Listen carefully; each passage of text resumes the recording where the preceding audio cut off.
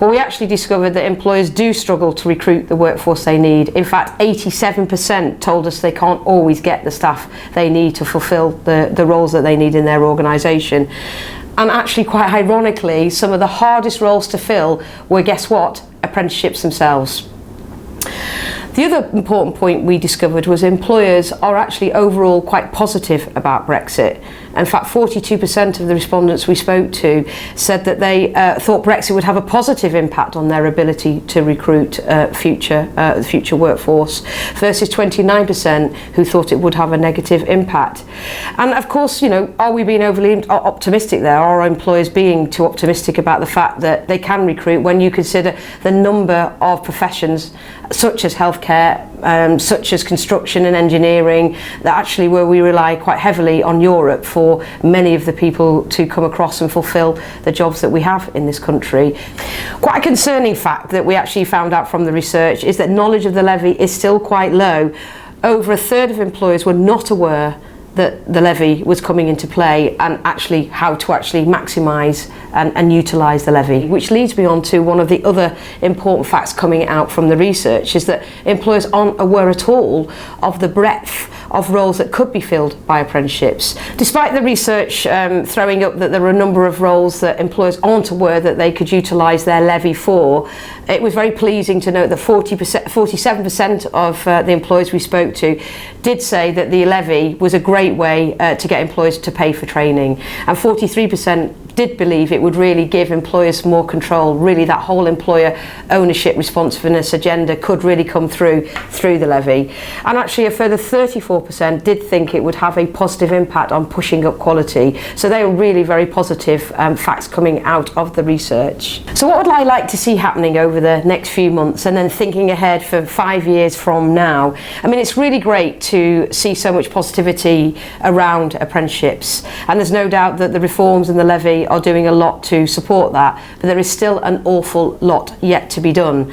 In fact, one of the big messages is how can we communicate even more between government and stakeholders, every one of us who are working in this sector directly with employers. As we've seen from the research, there's still a lot of employers who really haven't got their heads yet round the levy and really don't understand at a very practical level how are they going to make the best of it, how are they going to really truly make it work for them. So more communication between the various stakeholders and employers is absolutely going to help over the coming months ahead.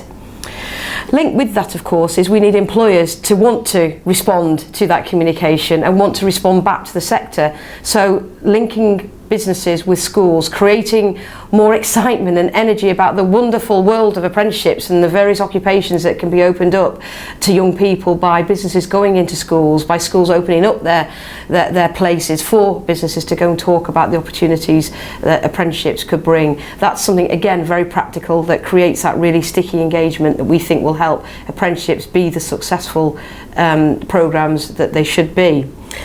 And overall, really, I suppose what I personally, and I know indeed City and Guilds Group, wants to happen is for there to be a greater parity of esteem between the academic and professional and technical pathways, for there to be more integration, the choices that are available are not stark choices between do I go to university, am I academic, or do I go on an apprenticeship, but they are choices that can be kind of interlinked at different points during someone's journey and based around their particular style of learning, not how bright they are. Every young person, in my view, is bright and deserves that bright opportunity to be able to demonstrate it.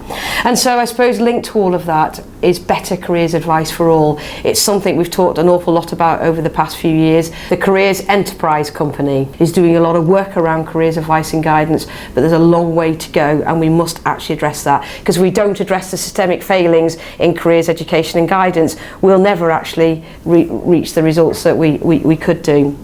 And linked to that all-important careers advice and guidance is a better system for young people to be able to apply and go on to apprenticeship programmes. So almost a UCAS style system for apprenticeships, just as we have working now for young people who make their choices to go into HE. And that UCAS style system should be flexible and recognise the flexible nature of apprenticeships. So perhaps it will have 2 intakes a year rather than just 1 intake every sort of September.